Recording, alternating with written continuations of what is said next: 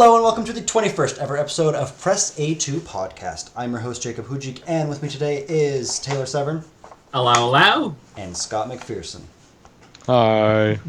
Unfortunately, we are missing Brandon over there today. He might show up later. He might be able to pop in, but right now he's currently driving home from work. So, no Brandon tonight. But it's alright, because today we are talking about Starcraft 2, the best game ever. Citation needed. No, not at all. So today we're going to be talking. We're going to cover all the expansions. We're going to focus a little bit on Legacy of the Void, but not too much. It's going to be pretty broad on the topic of. Oh man, that was my favorite one. That's like the one you played. Can you name any other expansion that the one other than the one he just mentioned? I just love them all so much. honestly, I can't remember what it was called. Fuck it. I knew it at one point or another when it was like a new thing, but then I just kind of forgot it. To be fair, they're not the most memorable names. They're the most memorable. Wings of Liberty, Heart of the Swarm, and Lace. I knew that one. Heart of the Storm. That's the one. I knew. HOTS, which currently is the acronym for Heroes of the Storm, another great game by Blizzard. But we will be talking about StarCraft 2, like I said. But first I want to start the show off by saying, how are you guys? How are you guys doing? Doing all right? I've been doing okay. Yeah. I don't have anyone to play StarCraft 2 with me, because I only want to play co-op mode. I want to play Minecraft, but... Depending on when we stop this, I'd be able to play it. And Minecraft, no, I'm sorry. But StarCraft, yeah, I'm doing all right as well. So let's start off with some easy questions. What are your guys' experience with StarCraft 1 and 2? Taylor, can we start with you? Okay, let's start with the big one. I got introduced to StarCraft at a very early age, and I really enjoyed the game very early on. And like StarCraft has always kind of been with me after that. I really loved the story. I really loved the characters. I really loved the game itself. I thought it was a lot of fun. I didn't get too much into the esports community. I didn't get too far into that. Yeah. But I did follow as much of StarCraft outside of that as I could follow. Like, I have quite a few of the novels. I have quite a few of the comics. I was really excited for StarCraft Ghost, and when StarCraft 2 came out, I was very excited, and I've played all of the StarCraft 2 missions and the expansions, and, StarCraft 2, it was a thing. Indeed it was. Scott, I believe your experience with StarCraft 1, 2, or any other number has been fairly limited. I think that like some crickets can tell you my experience with StarCraft much better than me. I have to get a soundboard. I want a soundboard so badly. So yes, the one time I can think of that Scott played StarCraft 2 was when I told him to come over to my house, and at the time he lived very close to me, so he did, and then I sat him down and made him play StarCraft 2. I think it was Wings of Liberty. This was quite a while ago. And that's probably the only time he's ever touched it before. No, it's definitely the only time I touched it. So he has played the game, but little limited. I will tell you, Brandon has played a fair bit. I don't think he played 1, but he does play 2 with me every now and then. Didn't get as deep into it as me, because I, for example, got real deep into StarCraft 2. It was my game for quite a number of years. I would play it basically every day, just practice and training and grinding out ladder. When I wasn't playing, I was often watching streams or YouTube videos of it, about it, different games, analyzing them. And then I was on the community's forums. StarCraft 2 was a major part of my life for a very long time. I wasn't super good at it. I think the top rank I ever got was gold. So I was a nub scrub but I was all right. Um, I played Terran mostly. Taylor, what was your race of choice? In StarCraft 1, I preferred the Protoss. Mm-hmm. In Wings of Liberty, I preferred the Terran. I don't know what I preferred in Legacy of the Void. We're still kind of getting it And right now. yeah, and Heart of the Swarm, I didn't play a lot of StarCraft outside of the campaign with Heart of the Swarm. Same with Legacy of the Void. That's where I started to drop off as well.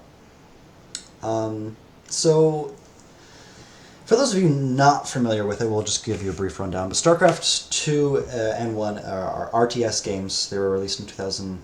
StarCraft 2 was released in 2010. They've had two expansions onto the base game since then, each adding campaign mode and new units.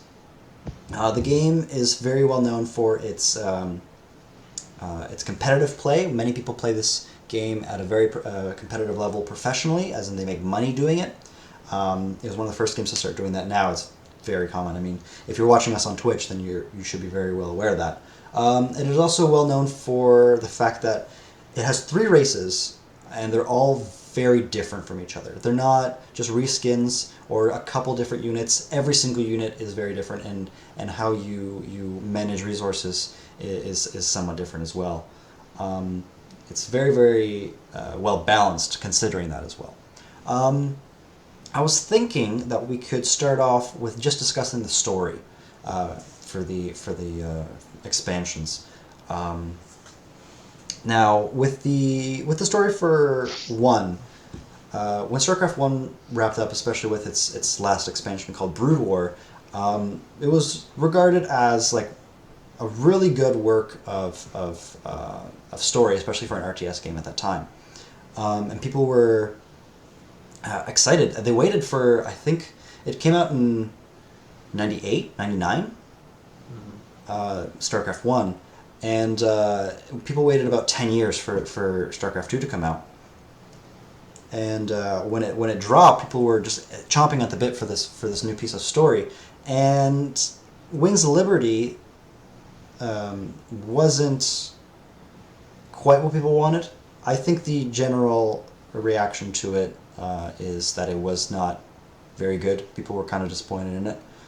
Taylor, what was your reaction to the story of the first StarCraft 2? When I initially played it, I thought it was all right, and then the more I thought about it, the more I really disliked it, and I felt that there were quite a few missteps, and that the way the characters had changed in the 4 years, which was really 10 years for us, kind of showed. And I think some people didn't like the change in characterizations. And kind of where we left off in the Brood War 4 years later, I don't think we feel satisfied on that going forward. I will say right now, we are going to get into spoilers, especially for everything from StarCraft 1 to Heart of the Swarm. If we are mentioning Legacy of the Void spoilers, we will try and warn you beforehand, so you can stop listening briefly. But yeah, we are going to get to some spoiler territory. So you thought Wings of Liberty was kind of like, it was disappointing, story-wise. Yeah, I didn't feel for Raynor's love story. Yeah, I was going to ask. So the first one really revolves around Raynor and his kind of quest to rid Kerrigan of the Zerg infestation. It's kind of portrayed more as trying to stop her, but it quickly becomes apparent that he's trying to save her of the infestation. And you're right, the people were surprised, especially at Raynor's turnaround, because the last we'd seen him, which was in Brood War, he was vowing that he would kill Kerrigan if it was the last thing he did. Flash forward 4 years, we find him moping in a bar over a picture of Kerrigan, assumedly... Boy, I love her. Yeah, basically just being like puppy dog eyes, kind of like, oh, I miss her so much, which, I mean, it's completely feasible that in 4 years he had to change his mind that much, but my biggest issue with that is that The game shouldn't have started off that way. After such a big break, where that's like the last thing we see from that character, they can't do such a 180 without showing it in the game somehow. Either as flashbacks or over the course of the game, he starts to realize, hey, there is a way I could save her, and I do still love her. Maybe we can do this without killing her. What they should have done, straight up, is that whole Zero Tool thing, where you have the Zero Tool missions, that should have been a flashback. That should have happened to Raynor, and that's why he's sad. Because he has these emotions, and he's mixed up about them. He finds the prophecy, right? Isn't that what the Zeratul? Zeratul just comes to Raynor, it's like, I've learned terrible news. It's the worst thing. Kerrigan, we might have to keep Kerrigan alive. She might have to save the universe. And Raynor's just like, oh, this is perfect. Thank you. Yeah, thank you for giving me a reason to go along with this crazy idea I've been brewing up in my head. Yeah, I think there's a lot of things. Exactly what I want. A lot of ways they could have fixed it. All right, so I guess another problem with the Wings of Liberty story was, and Blizzard acknowledged that this was a problem because they never did it again. Was at certain points of the campaign you were given a choice, and one thing that really bugged me about your choice was no matter what choice you made, you were always correct. That really annoyed me. Yeah. Because there's a mission where people are infested by Zerg, and it's like you can either side with the Protoss to kill the people, they're too far gone, or you can save them. And if you choose to kill them, then you go down to the planet and they're like covered with Zerg bits, they're living on the creep, and it's like, yeah, no, they're too far fucking gone. And then if you side with, like, no, they can be saved, you go down to the planet, they're perfectly fine. They're just like sitting there being like, yo, what's up? Something happening? Yeah, it actually changes like retroactively what the story. Mm-hmm. Well, not retroactively. I don't know how to describe it, but like it changes like the actual events. And because of that, you actually don't know what is canon. They with the Heart of the Swarm, they kind of defined what path was kind of canon. Like Tosh dies, and I think you save the colonists. Maybe they're not brought up again because any of those choices. Of course, they couldn't bring them up again because they weren't trying to be Mass Effect. I don't really know what they were trying to do with it. And they never gave you the option to do those choices again. Exactly. Which is It was kind of interesting. It lets you like kind of replay it, but it was ultimately pointless. Why is my screen going black? Yeah. Another problem I had with Wings of Liberty campaign. Wings of Liberty was the one I had the biggest beef with in the story. Was it kind of portrayed Raynor and his Raiders as this unstoppable force rather than a ragtag bunch of people. Like, no matter what you wanted to do, you could just do it. And I had a big problem with that. I think the biggest one is, or the one that shows off all my problems with Wings of Liberty, is the Thor campaign. Oh, yeah. Where you go to the capital planet, start a riot, and then you just leave. I had to call in a lot of favors for this one. What did you do? Who did you blow? Did you blow Minx? Because that's what it would have taken.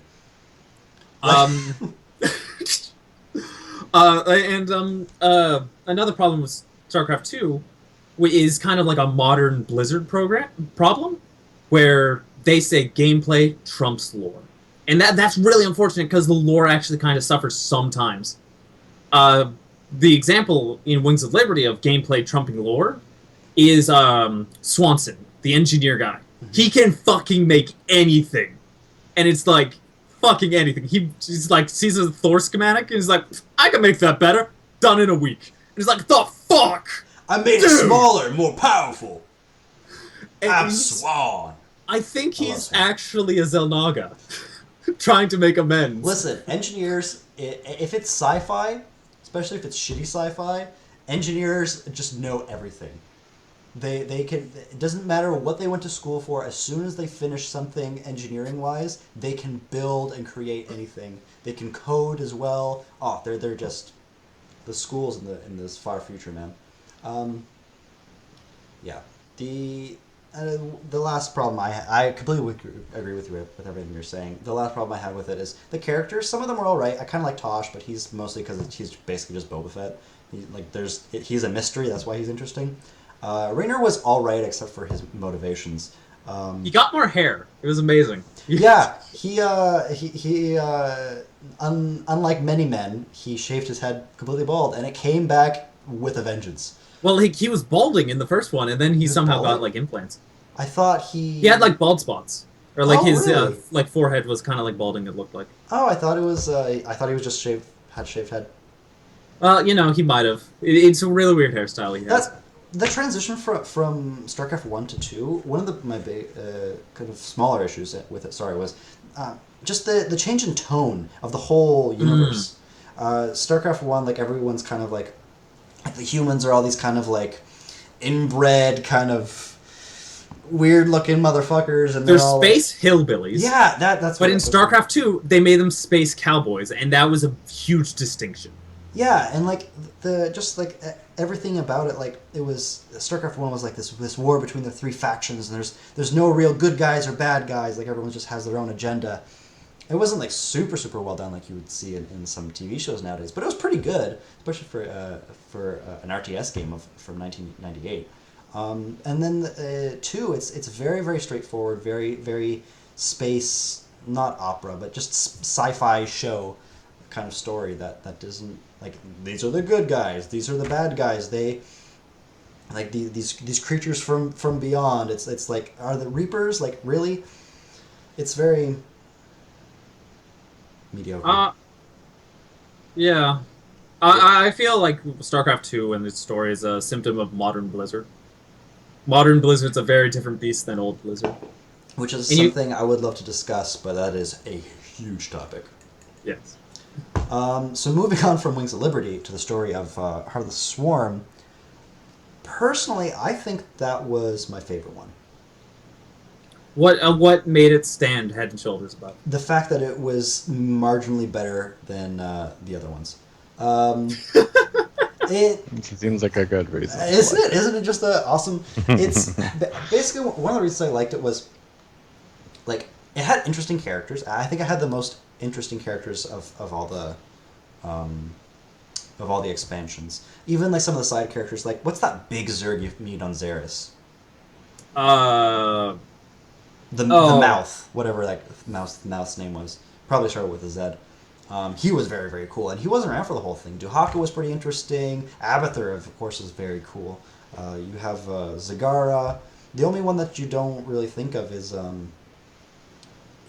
Isabel. Issa something. I can't remember. Oh, what it was. yeah, It's her. like it's the ship. Like she was kind of boring. Like, she is not interesting. Can I just say, Heart of the Swarm made me so fucking happy by bringing Stukov back. Yeah, into Stukov the- was cool too. I'm so excited because that was after they released StarCraft, they released these missions on the disc that were like these like side missions that took place after the story. And like there was some weird shit that happened in it. Like the Zerg found Stukov's body, infested it, and then Raynor like saved him, turned him human again, and we were like, that seems very important. Is this canon? And Blizzard was like, yeah, that's canon. It was never referenced again until Heart of the Swarm, pretty much. Where it was Stukov like, no, shows up. it's wrong.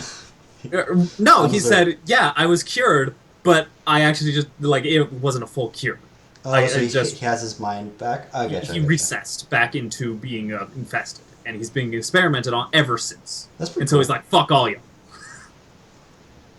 Yeah, so I was so the characters in Heart of the Swarm were kind of what saved it. The actual narrative, and I think that I should clarify something when I talk in general. When I say referring to story, the plot, I mean like the actual events that happen. Like if you just looked at the Wikipedia sheet at the events, that's the plot. That's like what happens in it.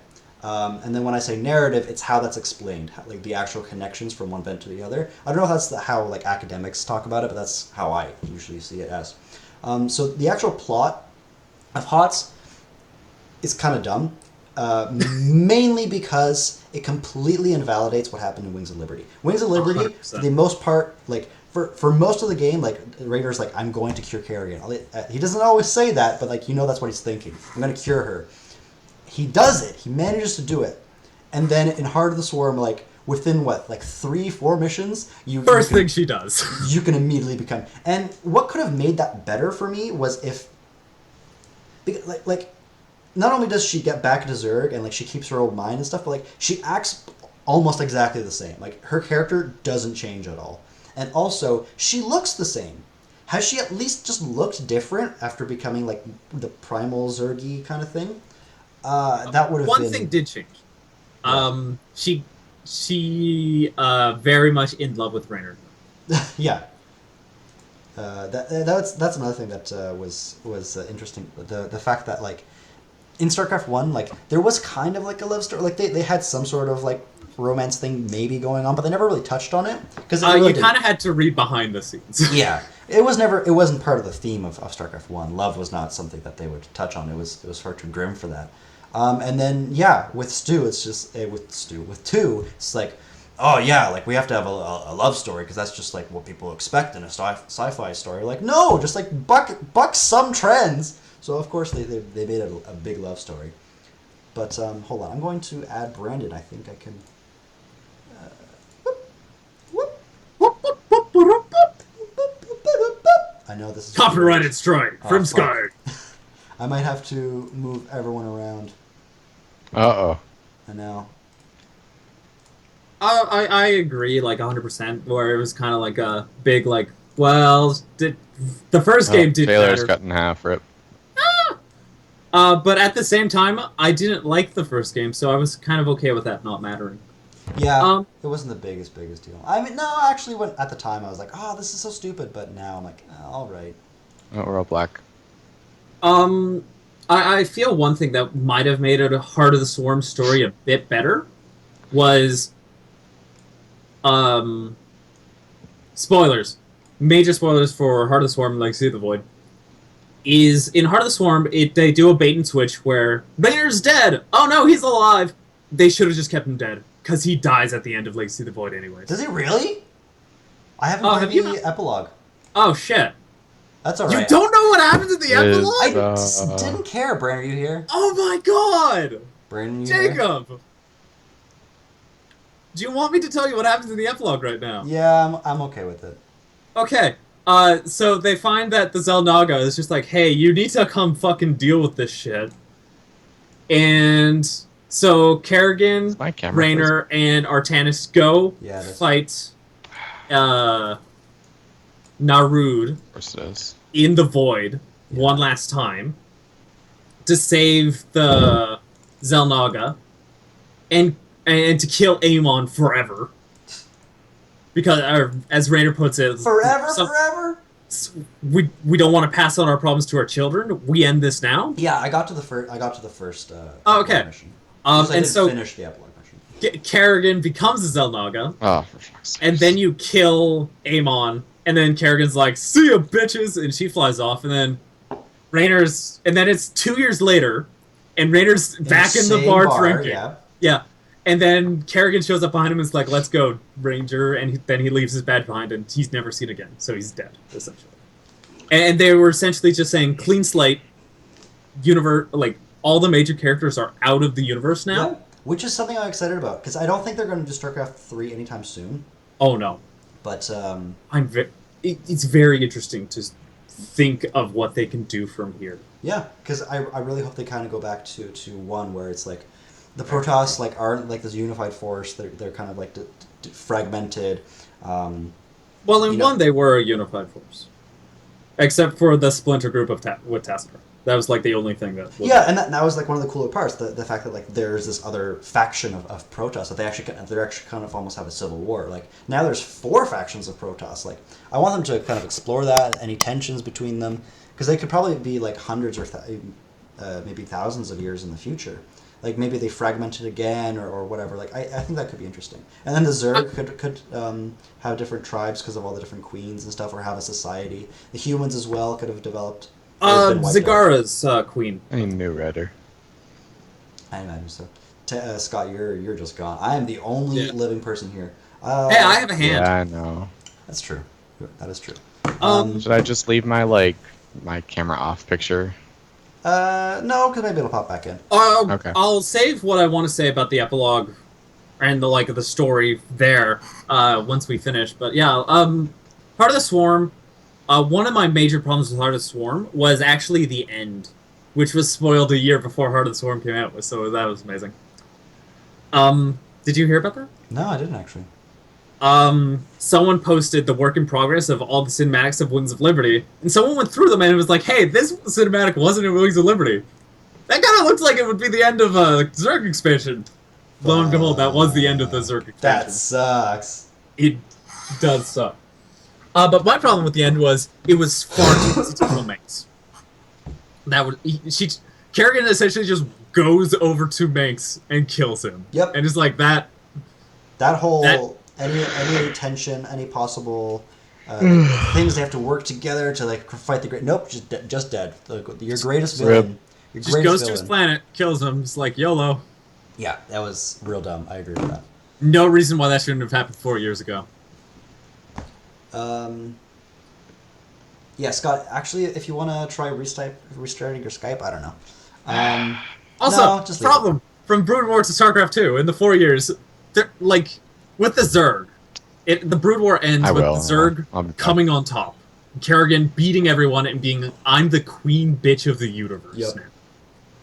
So what does she do? She takes a nap for 4 years. Blizzard really likes their villains taking a fucking nap so they don't kill everyone immediately. Like, What they was need she to stop doing? pulling- Like she was doing something, wasn't she? Evolving the Brood. And by evolving, I mean making overlords not detectors anymore. By actively downgrading many units. Yeah, Um, like the Hydralisk. He's just like, that was the bread and butter. Fuck it, that doesn't need to move fast. Let's put some sloth DNA and slug DNA in the Hydralisk. That'll help. Listen, that's why then they found Abathur, and he's like, okay, I gotta fix this shit. Hold on. Actually, the Overmind made Abathur. He was around the entire time. Yeah, that's what I'm saying. Just Kerrigan lost him somewhere in that floating ship. It was Duran's last Oh. send off. Last Last like, fucking- fuck you, Abathur. Still Um, loading. Fucking sorry. Just don't worry about it. Brandon's gone. Like he's I don't know what happened to him. That was a good cameo from Brand. Yeah, there you go. You didn't even see him. It's like he wasn't even there. Brandon. Your friend. So yeah, briefly talking about Legacy of the Void, because we still have 3 other topics to get through. Although I think the story is probably the one with the most contention and meat to it. With Legacy of the Void, I thought it was the worst one. from a story It was my perspective. favorite. Really? Yes. I liked some of the scenes where like Artanis was kind of a badass, and some of the characters are pretty cool. Like I loved Alarak, who was actually voiced by the voice of Q from Star Trek. Oh, that's amazing. And then Karax I also really enjoyed. And then they brought back a couple other people, but I really liked the characters, but fuck the story, I just hated it. I hated it the entire time. Like it was actually a slog to get through the Thank God that the actual mechanics of the Starcraft campaign are fun. They're super fun, but the story, I was just like, I don't care.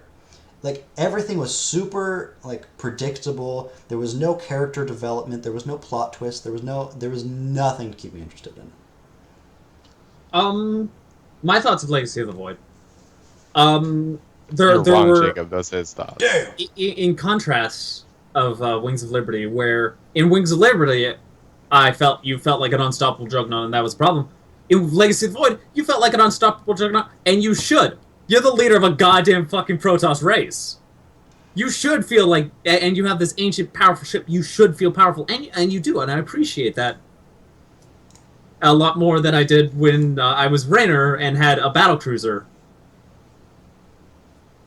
And with the story, like, just because like because it was the conclusion, it kind of had to conclude things, and so like you could see where lines were coming from because of the story was threaded through Wings of Liberty, Heart of the Swarm. There's only one way it'll end. Amon's not going to destroy the universe. If the story's about the Protoss coming together and killing Amon, then I'm going to assume the Protoss will come together and kill Amon.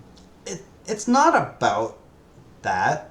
I mean, it is, and that's this is stupid. Let me restart. Okay. The fact that they wrote themselves into that, like that was their plan all along, is part of the reason why I dislike it. Like having a basically Deus Ex Machina evil force come into it where everyone has to unite against it is boring because it's been done so many times before, especially in space, like sci-fi stories.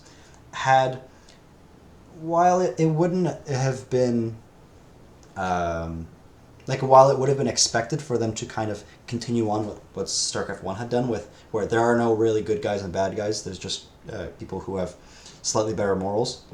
Well, the Overmind and Kerrigan were bad guys. Yeah. They were the bad guys. But like they were trying to expand their civilization, although like it's completely evil to us. Like they were trying to like do what they The do. Overmind's goal was to kill the Protoss. He didn't. He just wanted to kill the Protoss, and Kerrigan likewise just wanted to kill everybody else because fuck them.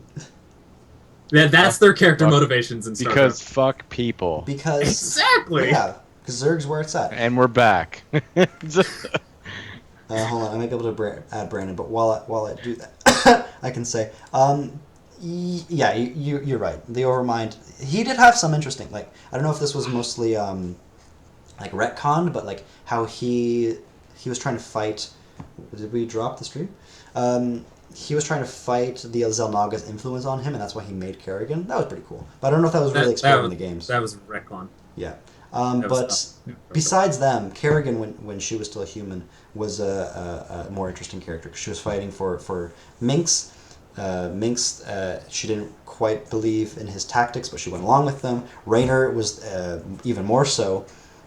Minx was trying to fight this rebellion, but it turns out he was just like a super power-hungry asshole. The Protoss, like all the Protoss, many of the Protoss are just assholes against humans. Zeratul, I think, is the only one that's like really, really good. Same with Tassadar, but Tassadar goes through a little bit of conflict. Yeah, the Protoss are very racist. Yeah, like there was something there. They were the firstborn, and they're kind of pushed people around that weren't firstborn. Yeah, but like I mean, like every time you played as one of the races, like it kind of showed you from their perspective why they were fighting, and I thought that was really good. And whereas StarCraft 2 definitely did that, like it was all like, instead of fighting against each other, which they did often, it became more and more about fighting this external force, which was kind of like, was never really, like you said, it was kind of retconned in. And it, like, again, it's just so prevalent in sci-fi stories of this other beings that are far superior to yours, or actually your creators in the usual cases, are coming to fuck you over, and you gotta unite or fall, the kind of story. I agree. I really don't like Aemon. I don't like his story, but that's a StarCraft 2 story, not Legacy of the Void specific story. So I'm okay with Legacy of the Void story, because Legacy of the Void kind of had to fucking deal with Wings of Liberty and Heart of Swarm shit. And I felt like they dealt with it. And I see it in the opposite way. I see it as the culmination of all the shit from the other games. But, yeah, I think that's really all I can say about it. I just thought it was really... Is pedantic the right word? I don't know. I'm not that smart. It was boring, is what I'll say. Any final words for the story? Okay, well, no, I have a lot of words. So, another character... We're just dropping everybody. Mostly Brandon. Oh, it's gone. Well, okay, so I really don't like StarCraft... StarCraft 2's characterization of Minx in completely. Yeah, StarCraft 1, he was kind of a dick, but he united the Terrans. Like, that's a huge deal. Like, most of the Terrans. There's still other empires, but he was definitely the biggest. Like, that's actually, like, really good for the Terrans. The Dominion was a good thing for them. The Confederacy was, doing really shitty things. That's true. While Manx is doing shitty things, they are actually less shitty than the Confederacy. Which is something that I wish they kind of explored more, especially in 2. But no, he's just like, I'm the bad guy. Come get me, Raynor and Kerrigan. And it's to comedic levels where he's like... They, cover things up so fucking poorly, and it's like, how? How do people not revolt against him? Yeah, he basically becomes King John. It's ridiculous with his characterization in StarCraft 2. I hate it. Also, another problem with modern Blizzard is all their Prince characters are actually the fucking same. Um, so they have Prince Arthas, Prince Valerian. They're actually the same character. One's in space. Valerian hasn't turned evil yet, though. Give him time. Give Okay. him time. Alrighty, we'll see. The zombies haven't attacked his planet yet, so. And so with the epilogue, I'll talk to the epilogue now, and where that leads the story. Okay. And the biggest of spoilers. yes, so Kerrigan and Raynor are gone. I'm 100% okay with this. Valerian is in charge, and he can still go evil because he's He can Arthas. go either way. Like, he can actually have an interesting story. Yeah. Artanis trying to rule the Protoss. And probably Mixed going to get results. stabbed by the back. In the back, not by the back. If you got stabbed by the back. By a back. If you got stabbed by a back, something really fucked up. What? The Protoss don't have the Kala anymore, which I'm actually kind of bummed Yeah, about. that was a big thing. And then Because it I thought happened. the Kala was so interesting, Yeah. and then they were like, "Fuck it, the Dark Templar were right It's all what along." made them so unique. I really don't like Rip that they were Brandon. like, "Lol, Dark Templar were right all along. You should have cut them off." Yeah, it's like, oh. I was disappointed by that. Am But I think the here? most interesting thing, yes, Scott, is Zagara is in charge of the Zerg. And the reason I think that is the most interesting was because Kerrigan being in charge of the Zerg, she loves Raynor so much. Raynor could be like, "Hey, could you stop being a fucking bitch?" And she'd be like, "Okay." And then the Zerg would just be a non-threat for the rest Zagara of doesn't it. have that attachment. And Zagara's and Kerrigan taught her rule through strength. And so Zagar is going to strong-arm the Terran and Protoss, and I like that because it brings that back. We just need a reason for the Protoss and Terran to hate each other again, and then we're golden.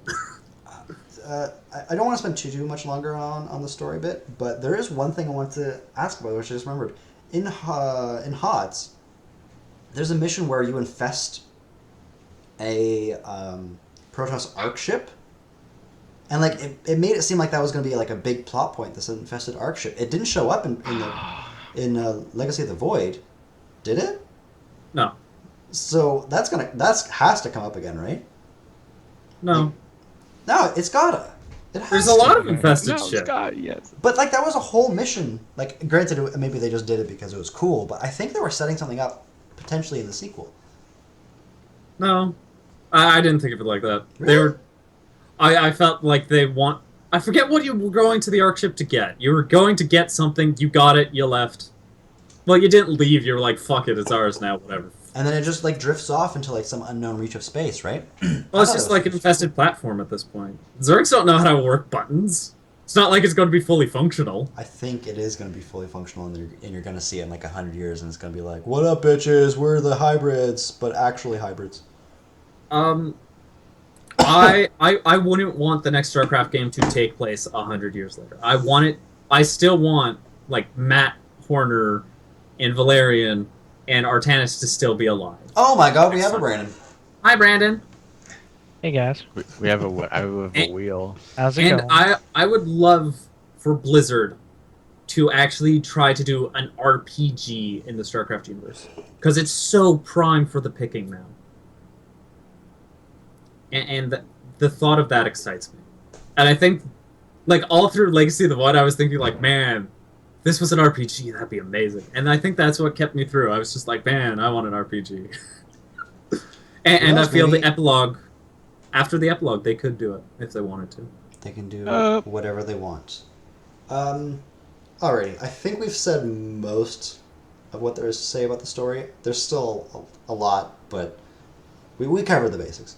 So let's move on to gameplay. As much as I hated on the story of StarCraft 2, I fucking love how the game plays. Absolutely love it. Yeah, gameplay trumps lore, so, you know, the lore was kind of shitty because the gameplay, they wanted it to be so good. And they made it real good. So the main crux of StarCraft, like I was saying, was that it's an RTS. You control your units in real time.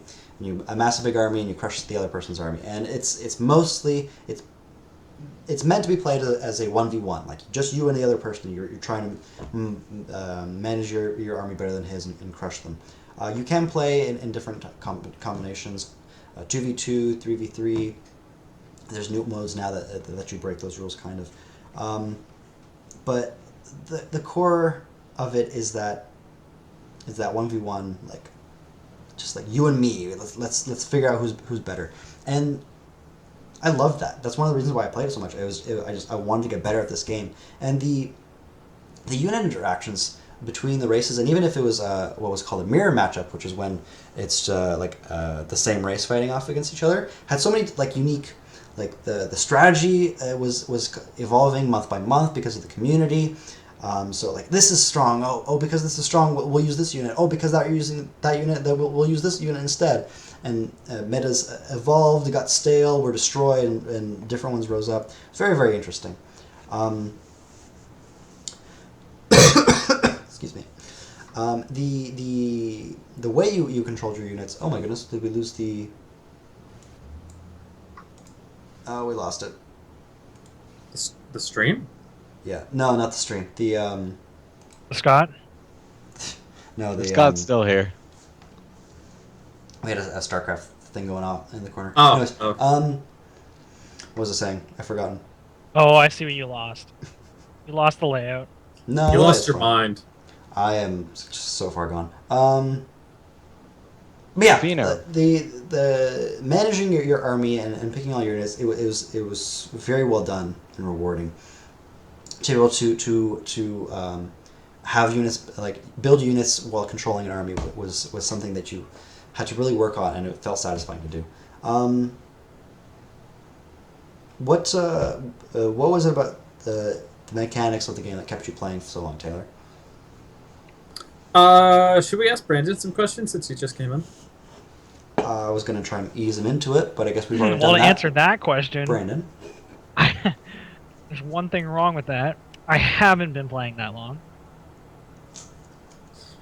And basically because I don't know, I kind of got bored of it and lost track between the DLCs and stuff and haven't really picked it up since. Yeah, you stopped at Heart of the Swarm, I believe. Or did you even pick up Heart of the Swarm? You picked up. No, You got Wings of Liberty. I don't have a single DLC for StarCraft 2. Yeah, the expansion. You stopped at the first one. You play a lot of consoles, don't you? I do, but actually, I mean, StarCraft was like my shit back in the day. I only say that because you call it DLC. They're expansions. Whatever. You know what I mean. But And to be fair, I started on PC, so expansions were I was very familiar with. Also, just took over, and the language went with it. Granted. But you were playing it at least for a while. What made you interested in it to begin with? StarCraft 1. Just the fact that it was another StarCraft? RTS, just the RTS genre. RTS is fucking amazing. Like, I love RTS.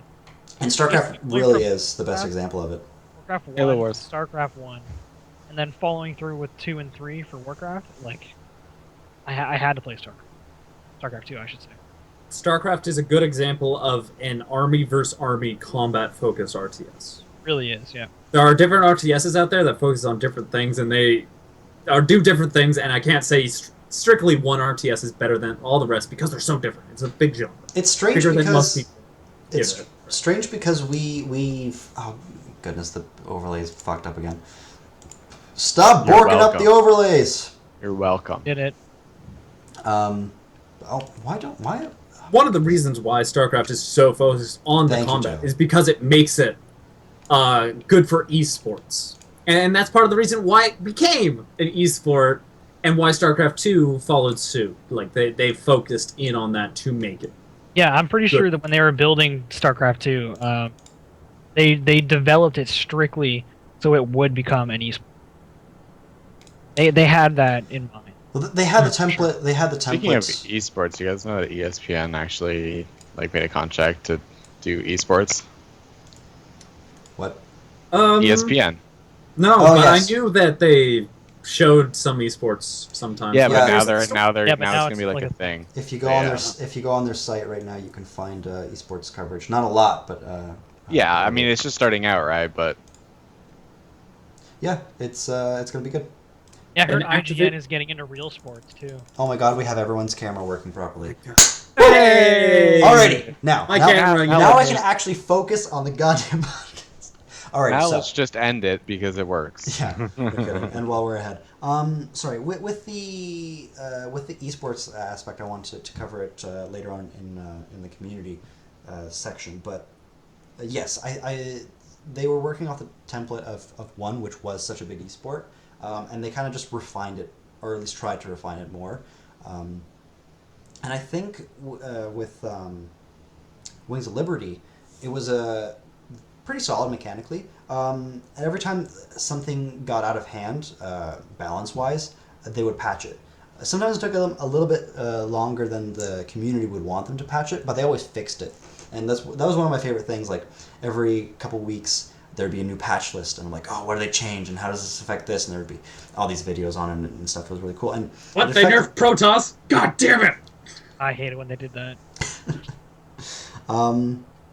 But yeah, like one of my favorite things about the mechanics was I think I might have already mentioned this was the fact that it's three completely different races. They don't share any single unit, and they just work together in such harmony. And this unit has a counter in this unit, and this unit which is countered by this unit. It's just it's perfect. Wouldn't like StarCraft 1 had no hard counters? Would you say StarCraft 2 had hard counters? Yeah. You're right. And would you say that's a misstep? Yes. There was certain units. There isn't as many of them in. You really you Legacy need a of the counter Void. though. You need a counter. Yeah, of course you need a counter, but Taylor's talking about the concept of hard counters and soft counters. A soft counter is just a unit that it just because of how it works, just because of how it either deals damage, whether it's splash or single target or very rapidly or very slowly, because of however that works, it has a slight advantage, slight to moderate advantage over another specific unit. Whereas a hard counter is Something that destroys it outright. basically, yeah, most of the time because of an ability or just a flat out advantage, like in Wings of Liberty, it was the Immortal. A Protoss unit called the Immortal, which had something called the Hardened Shield, which meant that anything that did more than 10 damage, or it could only take 10 damage at a time. So any unit that did like 15 damage automatically went back. It only did 10 damage every time it shot. So a unit where it might only do 2 damage, but it shoots very, very fast, could kill it quickly, whereas something that did slow shots that did 50 damage would kill it. It would just lose to it. That's something that would be a hard counter. Another very, very basic hard counter that is in many games is the idea of air units. Certain units can't shoot at air units, while other units... Halo Wars had that. Yeah. That's Hated that a game. very common hard counter. And that game hates you. But yeah, Okay with that. comparing StarCraft 1 to StarCraft 2, StarCraft 1, I'm not as familiar with it, especially in the competitive scene, but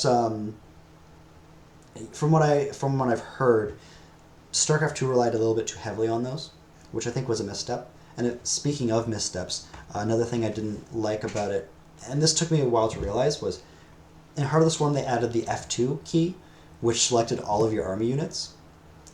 And this is mostly a personal issue, but it made me rely on F2 too much. It became a crutch for me. If I didn't know if I had to panic and just like, oh fuck, bring all my army over, I could do that. Completely screwed up all of my control groups. It affected my ability to manage my army at a very minute level. And I feel like if they hadn't added that, and also if they limited the number of people, units in a control group, like they did in StarCraft 1, although StarCraft 1 that was a hardware limit, it wasn't a software function. But if had they limited it to, let's say, 30 or 40 units, I think it would have forced more diversity even in lower leagues of play, which is another misstep I think they did. Did you guys have any other complaints or comments about the mechanics of the game? Wasn't there a StarCraft game for the N64? There Yes, was it was a StarCraft re-release. 1. Was that what it was? It was just StarCraft Yeah. 1. Wasn't that something separate? Okay. It also had the first expansion. Yeah, Okay. it was an RTS on Nintendo 64. It was super hard to control. I think I have. I it can somewhere over only there. imagine. I have. Super super. Great. I played it. It's highly sought Actually, no, after. Taylor. I have your copy. I hate you. It's because you have my N64. No, maybe. No, I have mine. Okay. But I do have your games. But yes, Don't worry, I'm still holding one of Jacob's games hostage. So it's. I could just play the original StarCraft. I need Ocarina of Time back. But yes. One thing about Legacy of the Void that I specifically didn't like was the introduction of so many units. I mean, Wings of Liberty already had quite a few. I think somewhere around 20 for each race.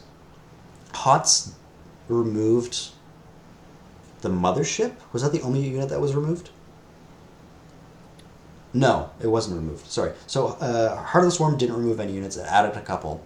And it was like, okay, there's a lot, but it's still manageable. And then with Legacy of the Void, they didn't remove anything. They added several more.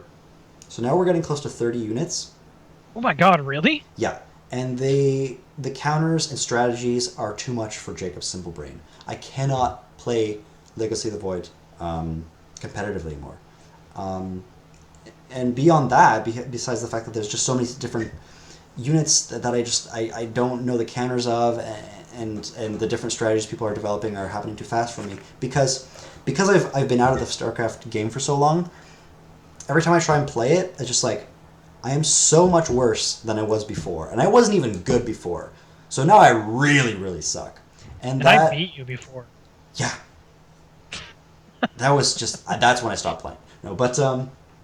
like, just the disparity of skill in myself from a couple months ago is so disheartening that I've just dropped that game competitively. I still play it, but not in the high competitive arenas anymore. And I think that's something... While some people might say it's a benefit, if you don't practice, if you don't keep practicing at a game, you won't stay good at it. Which, when I had a lot of free time, that was an awesome feature. Now that I don't have a lot of time, games that I can kind of pick up and drop, I much prefer. yeah. So would you argue that StarCraft 2 is too competitive? I won't say that it's No. too competitive, because if I still wanted to play, I could still play against people. One of the best things about, and I should have brought this up, one of the best things about StarCraft is its matchmaking system. The fact that it'll match you up against someone who is at more or less your skill level.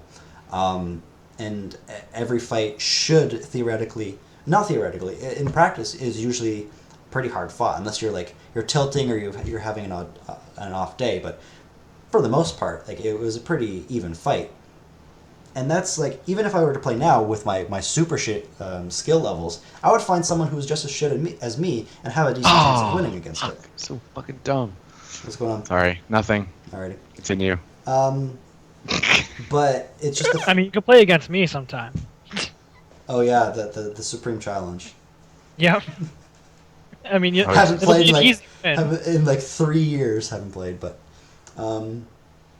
yeah, like I could probably still play and have fun. But just the fact that I'm not as good as I used to be is just like, fuck it. I don't want to put time into this. I know how that feels. Actually. Yeah. Like, it's just. I think we need a rematch. So getting back to Taylor, your question, I don't think it's too competitive. I think it's just too competitive for me. That one's more of a me problem. The game has some deep core faults in its mechanics, but that's not one of them. I think the fact that it's so competitive is actually really good for it. Okay. So what you're saying is we need to have a rematch. Sure. Okay. And we need to stream it. Yeah. Yes, that's the point. So I can. Me I'd and be Scott down. for Oh, me and that'd be Scott, fun. Jacob and Brandon face each other, and then the winners of those matches face each other. Yeah. Oh my god, let's do like a 2v2. Yeah, 2v2. It'll be. I want Jacob. I'll call Jacob. Sorry. I don't think just that's so we fair can- because you actually play the game, Taylor. That's what that's. What we That's said. arguable. The two people who play the game versus the two people who don't play the game. That'll turn out real well, I'm sure. I think Don't if worry. anything, I'll only build Nidus worms. I will look up all the really gay strategies and just do I don't that. even they just know what cannon that rush is. the whole game. Don't four-pool me. Kill 2 of your drones and build a... Actually, that's something we can touch on. Some of the mechanics or strategies that people would play in the older games. There was one very well known one called the Zerg Rush. In fact, if you Warthog Rush and Halo, same thing. probably something similar. If you Google Zerg Rush right now, Fucking I won't even spoil it. Just Google Zerg Rush right now. Yeah, actually do that. Like it actually became a meme into in and of itself. That's a strategy that people found very very cheesy. People would say, as in it's not very Because fun it, to like- play against. Like, If you I didn't don't prepare know- for it right away, it would just kill you. flat right, out. and the thing is, like, I mean, I can't speak from StarCraft, but, like, the Warthog Rush from Halo Wars, it's just, like, having to dump resources into defending against that, and then it takes away from, like, your own strategy, because you have to use resources to defend off a gay-ass strategy that people do because they have no skill. Yeah.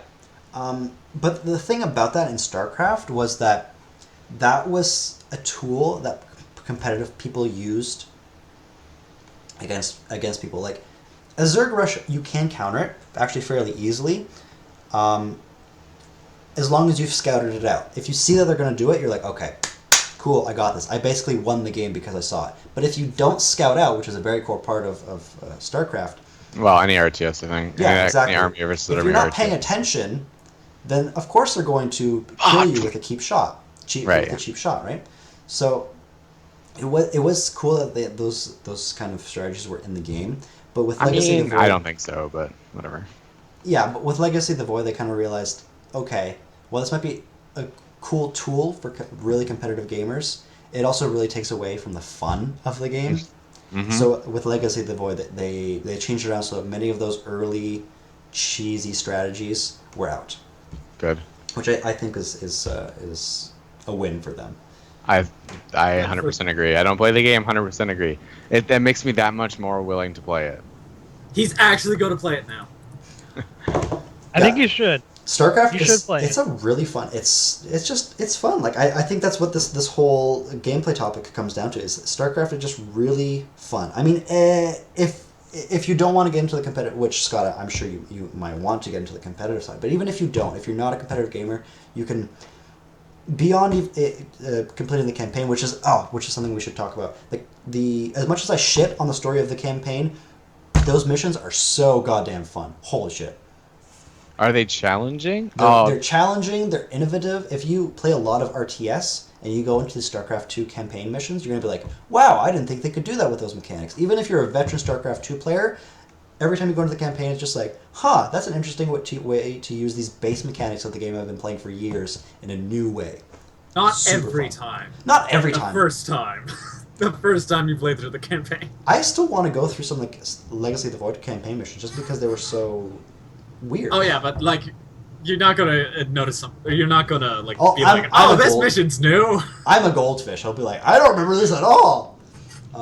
But yeah, the campaign is great, and then also there's so many other ways of enjoying the game. There's 2v2, which is far less stressful. There's 3v3s and 4v4s. There's new modes called Archon mode, which is where you and a friend are controlling one race. Like it's just one base, but you're both controlling the units. So what me and my cousin would do is I would be getting the economy set up and building all our buildings and building all our units, and he would actually be controlling them. It was very, very fun. And there's another one that's Taylor was mentioning called co-op mode. My favorite. It's just versus AI, but it gives you like kind of missions to do in it, like defend this or It's story missions with 2 players. yeah, it's kind of like a campaign. That's basically what it It's is. straight up what it is.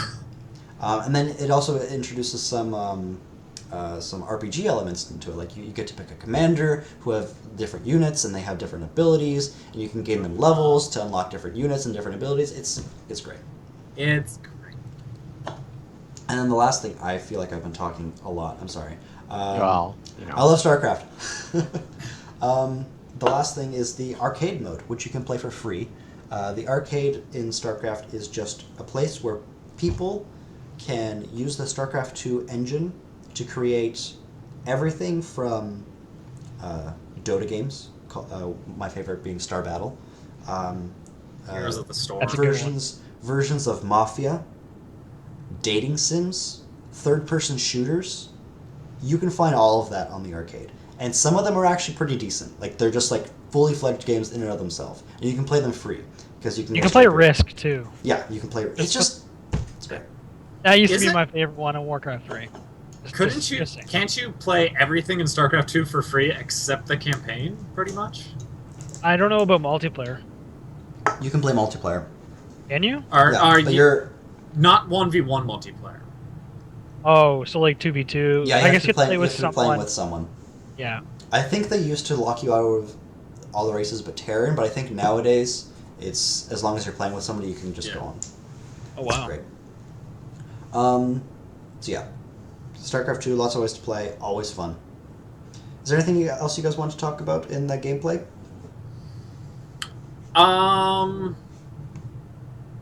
I could go systematically through each campaign and talk about the gameplay mechanics that I thought were missteps. The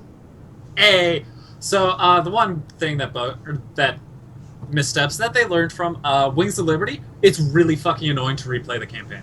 You actually have to just straight up replay the campaign from beginning to end. If you want Yeah, because of the way the mission structure was. With Heart of the Swarm and Legacy of the Void, you can just select a mission. Yeah. That's all. Just because, like, it wasn't exactly branching paths, but, like, it was just...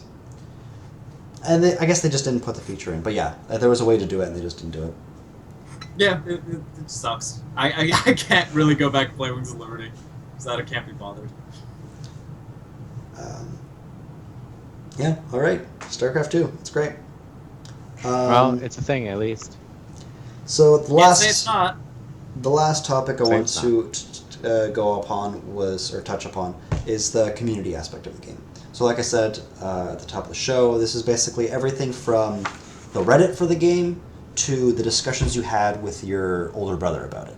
I don't think you actually said that at the beginning of the show. I'm You paraphrasing told now. us, but you didn't. Oh, Yeah, well, I think you told Taylor and I, but I don't think we were actually I live. hadn't at that hit point. record yet. Well, all right, that's what I mean. So the community is everything that sparks conversation and content around a game, be it on the internet or in your own house. So, Brandon, Fuck the streets. were you involved with any of the community of StarCraft? Did you discuss it with anyone besides me? Not really, no. I mean, you were the only one that I knew that played it, so basically any discussion was to you. Was there anything about it that you found particularly interesting when you were talking to me, or when you were looking it up? I mean, you watched some esports tournaments. Yeah, I mean, I really didn't get into those esports until you showed me that. So, I mean, you basically opened up the door to me for the esports for StarCraft. But I mean, I don't know. Like, do you want to talk about that? Maybe it's been a long time since I've even touched StarCraft, let alone even thought about its existence. Sorry, go ahead. I kind of interrupted. Yeah, well, I was kind of interrupting you, but I was wondering, like, do you kind of remember like what you felt the first time I showed you one of those tournaments? I just thought it was awesome. Like, I was kind of like unexpected on how big the community actually was. I mean, it shouldn't really be a surprise because I knew how big it was back when StarCraft 1 was around, and just seeing it again, like bigger and better, like it's huge. Like now that esports really taken off and stuff. I don't know, like just seeing that in a competitive like tournament kind of style is pretty awesome. Yeah, the fact that people were playing a video game to the same standard of basketball or something was awesome. They're Exactly. talking about like there's a school in I can't remember where, it's in I think Europe it was somewhere. Sweden or Finland or something like that. That sounds something. It's something like that Or you Norway, I get scholarships. it's one of those where you can Definitely get a Sweden, I scholarship think. to go play video games. Yeah. And you like pick 2 games for a semester, and you just have to practice them. Like, Yeah. Yeah, it's blowing the up future, right now. everyone. You have to face the professor for your degree. The future, Professor everyone. Oak wants to battle. Yeah, so this huge esports phenomenon that's kind of Blah, blah, blah. blowing up right now was started by Starcraft. Hey. As far I as agree. as far as I Oh, it was. understand, it was definitely the StarCraft biggest. and Warcraft. I mean, those 2 games, like, I mean, Blizzard, like, StarCraft launched it. StarCraft Brood War was basically Oh, the unofficial game of South Korea. Like Mhm. in South Korea, esports is massive, and StarCraft to this day I think is one of the most watched. that and esports. Tetris. Have you Um, seen the esports for Tetris? I have not seen the esports for Tetris. I'm sorry. You should actually watch that. It's pretty All right, funny. I'll check It's it out. whack. They're really good at Tetris. They really are. A lot better than me. But yeah, the esports scene around StarCraft is still huge. It's kind of on the wane now, just because there's other games now, League of Legends, Dota, and such. Heroes. Counter Strike. Heroes is actually lagging behind StarCraft. Hopefully it'll pick up. It's but, getting there. yeah, it's new. We'll see. Counter Strike can suck it. But yeah, no, the Shots community fired. Literally. around those games is massive. Taylor, you were saying. Because the community isn't just the esports around it. You were saying, Taylor, that you were reading the novels and comic books. I didn't even know they had comic books. They're manga. Oh. They're American manga. I did see And, the novels. They're I would. It's hard for me to recommend them. It's like, oh, what story should I read from them? I don't know. That's hard. But I really like StarCraft, so I read them, and now since I get to talk, I will talk about my history of learning StarCraft community. I'll preface this by saying I'm. All right, so Scott.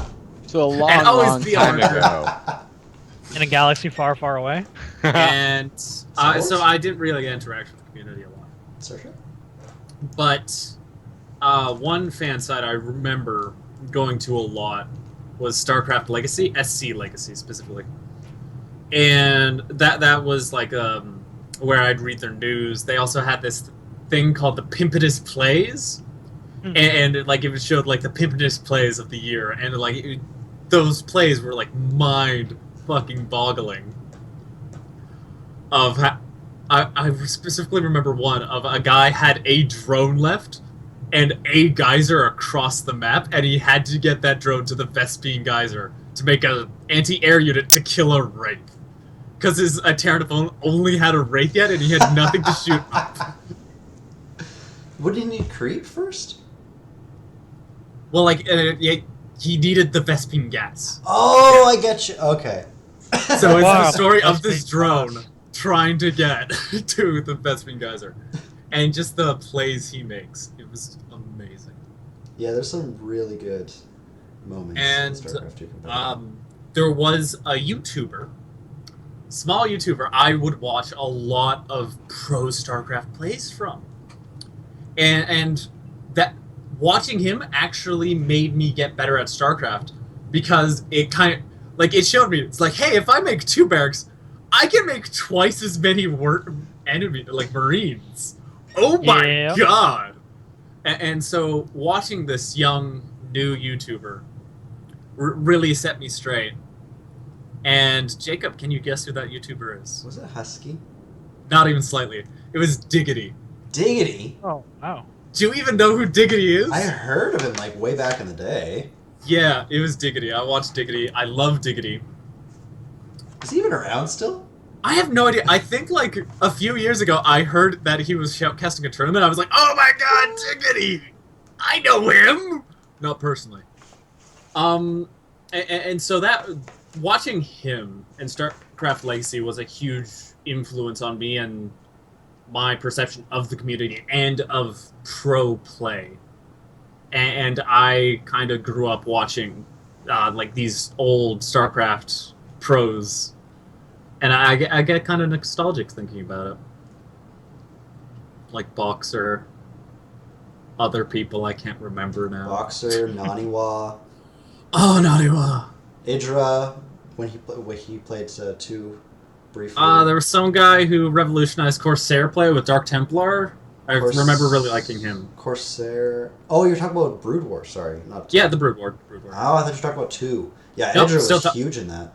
I'm trying to remember who the guy was who revolutionized Corsair Dark I Templar. mean, the big Westerners were Idra, Day 9, Artosis. There's a couple other ones, and then there was Westerns. And then in Korea, it was Jaedong, Flash. Boxer was around. I think he's still around, but no, Boxer's finally retired. Yeah, Boxer retired. That was. But yeah, he got drafted. Jaedong and Flash are like the 2 big gods of Starcraft. Brood War. Yeah, those were great days. Where StarCraft 2 could have been anything. And now we know what it is. And now we know. It's a pretty good game. And I followed StarCraft 2's esports a little bit going into StarCraft 2. And that's what introduced me to Day 9 and his dailies. I did like watching Day 9. He's the best. I think he has some intelligent things to say about StarCraft. Yes. So if you want to know more about StarCraft 2, I'd recommend looking up Sean Plott, Day 9. Or, just listen to our podcast. Or, Well, they're already this far in. I think I'm okay with recommending. If they make it I don't this know if far, they know. they're allowed to go watch somebody else. I don't know. They're not. They have to watch all of our content first. You've started with this. You have to finish it. Eat your vegetables before you get your dessert. Hey, Mom. Or broccoli. We're good for you. Tons of iron. I'm putting that somewhere. Press A to podcast. Like broccoli. Literal tons of iron. Did you have anything else to add to that? I really like StarCraft. StarCraft 2 is okay. I'm excited for the future. Well said. If I was going to talk about the community aspect, I have a pretty similar story with Taylor, except for it was all StarCraft 2. I played very little of the original StarCraft, but StarCraft 2, I was saying, I would watch tournaments. I played the game every day, just to practice it up. I would watch Husky all the time. Instead of studying, you would be watching esport tournaments. Yep. I would read articles. I would read patch notes. I would read analysis of those patch notes. I was in it. I loved it. In it to win it. I wasn't in it to win it. I was just constantly getting better. That's what I did in my free time. Except you just constantly stayed at the same level, right? No, I actually improved. I went from bronze to silver to gold. Didn't you make it to platinum? I think I briefly touched. I think you did. I think I briefly touched platinum. I think I posted it on Facebook. Maybe not. I think I got to platinum, and then the season rolled around, and I went back to gold, and I never touched it again. But I think I got to platinum. But I was basically a gold player at my height. Back in my day. Is it weird if Back in my day, yeah. Veteran. I retired. But too good. But yeah, I was super into the community, and the community's still going strong. Like I said, it's a little bit on the wane, but it's good numbers on Twitch, active Reddit. I don't pay attention as much anymore. Heroes has kind of supplanted that competitive itch in me. So, yeah, and Day 9. I watch a lot of Day 9. The StarCraft 2 dailies. Yeah. I think that kind of wraps us up on StarCraft. Is there any kind of conclusion you guys wanted to put to it? Like, if you want to bring in what you thought of the story and the gameplay and the community, what would be your final say on StarCraft? 2. Taylor? Oh, okay. Well, Scott, do you want to go Me? first, Scott? Yeah. Taylor, go first. Okay. So, StarCraft 2 had impossibly huge shoes to fill that it could never fill. especially with modern Blizzard.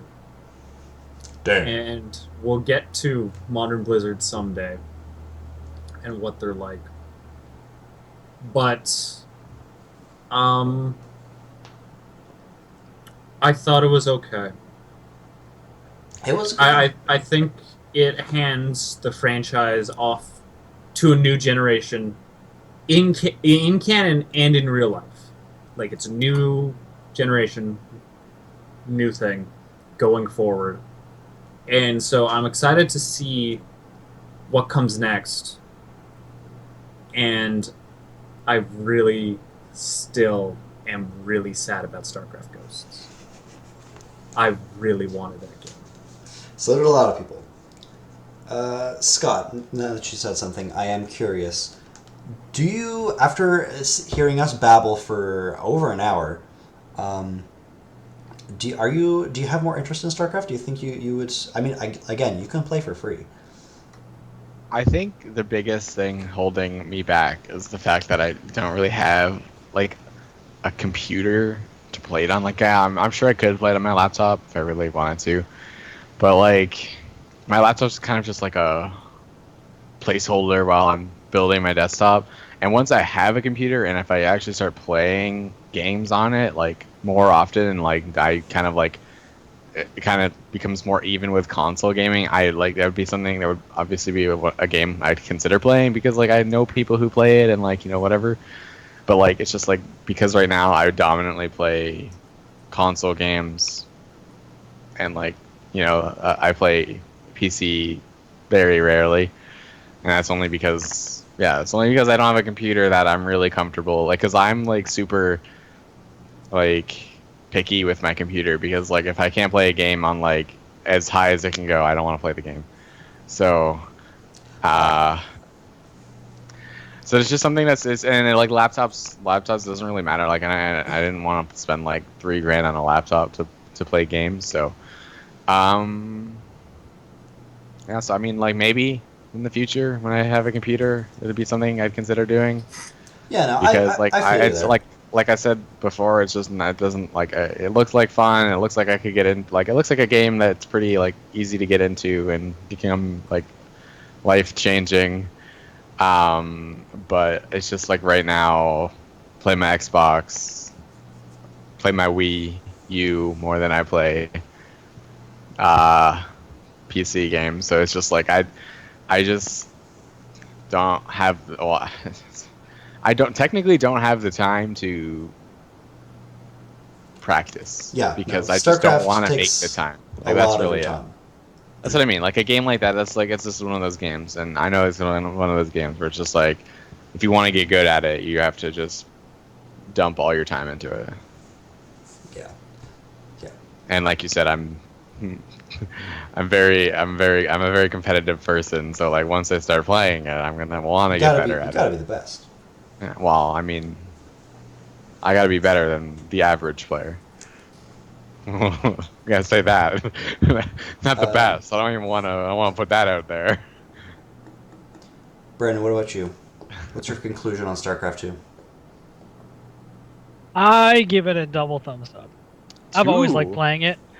And 2 thumbs you up never out of know. 10. I might no. I mean, 2 thumbs up out of 2 thumbs because that's all I got. But no, I'm Yes, probably yeah. gonna consider re-downloading again and possibly getting some of the expansions. Commissions! Yay! I don't know what you said. So I heard cartridges. Co-op mission! Co-op missions. Yes, Taylor needs someone to play co-op missions with, and they're Because fun. Jacob hates them. I don't hate them. It's just I love. Jacob hates them and I doesn't want love to play them with me Heroes of the anymore. Storm more. I do Alright. too. As for myself, I think I've kind of already spilled the beans. I love StarCraft 2. Story is awful. Gameplay is great. Community is awesome. In fact, the community and it's kind of safe to say that StarCraft, without StarCraft, this show wouldn't exist. Watching Jacob StarCraft, wouldn't have made it out of university. Well, that's what kept me going. That's what well, held me you back. did go to Actually, university. Now say your heartfelt thing that you were about to say. I'm sorry for interrupting. But yeah, it is actually kind of true that without StarCraft, and specifically the community behind it, this show wouldn't exist. Getting into StarCraft and specifically watching Husky, if you're watching, you're not, but you're awesome. not. Just the community around it, like Day 9 and all these people, the casters as well, content creators on Reddit and YouTube and whatever. It made me realize that there is a lot of people like me who are super passionate about video games, and they want to be in a community together and make content for each other, and that it made me realize, like, I want to do that. I don't care in what capacity. I don't know how exactly I'll do it, but I know I want to make content around video games and share my passion for it. And it really took me getting into the StarCraft community to figure that out. And that's something I'll always kind of remember,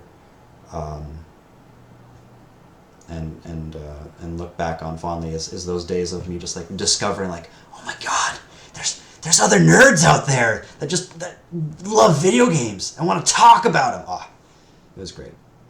But that's enough sappy stuff. I think that's our conclusion on StarCraft 2. We rambled on a little bit, but we got through it. We finished it on a high note. And I wanted to say, if you have something to say about StarCraft 2 or otherwise, and you want to talk to us about it, please leave us a comment wherever you're watching this or listening to this. You can also reach us at pressapodcast@gmail.com, is where you can drop us a line. If you want to follow us on YouTube or Twitter, it is pressatapodcast. If you'd like to follow us on Twitch, it is pressatapodcast with underscores between the words. If they're watching it, though, they would already know that. If you're watching on Twitch right now, then hit the follow button. That would really help us out. Yeah, this isn't the only thing we do on the internet. Brandon, you also make some content? I do. I have a Twitch channel, xblackhawk19x. And yeah, I Twitch from here. You Twitch from now and again? Yeah, word. Butter sandwich. I Twitch stream every now and then. Right now I'm on a hiatus because of computer issues. Well, you're moving Thanks, you and stuff. piece of shit. Anyways, go on. Is that why your server's down? Slightly why my Minecraft server is down, yes. Taylor, what about you? 2016, year of the hiatus. Me and my friends run a YouTube channel called Views and Throughs. We do video Let's Plays and reviews. We are currently in a hiatus. Yay! Yay! He said the magic word! But feel free to follow each and every one of us because we would definitely appreciate it. I'm still just and when our stuff comes back, you'll be the first to see it. Scott is also kind of on hiatus. Scott, But we do hiatus, this show. whatever your last name is. Hiatus from 1995 to 2016. 1995. I don't know when you were born. I don't even remember when I was Get your born. years okay? right. Fuck. Wow, Jacob's putting the pressure on you. He said your hiatus ends 2016. You gotta step up. I got a long time. You gotta what, put your 19? money where Alright, Jacob's guys. mouth is. Apparently. Jacob would like that too much. I don't want anything in my mouth. That's a lie. Vodka. That's true, actually. Yes, that is one thing. I've quickly before I forget, on Twitch we stream. It was every Thursday. It's kind of in a shuffle right now. We'll see where it ends up. But we It do was the stream holidays. every week. Fuck. We do stream every week, and the podcast proper is every other week. We do it on The different. occasional every video game. weekend.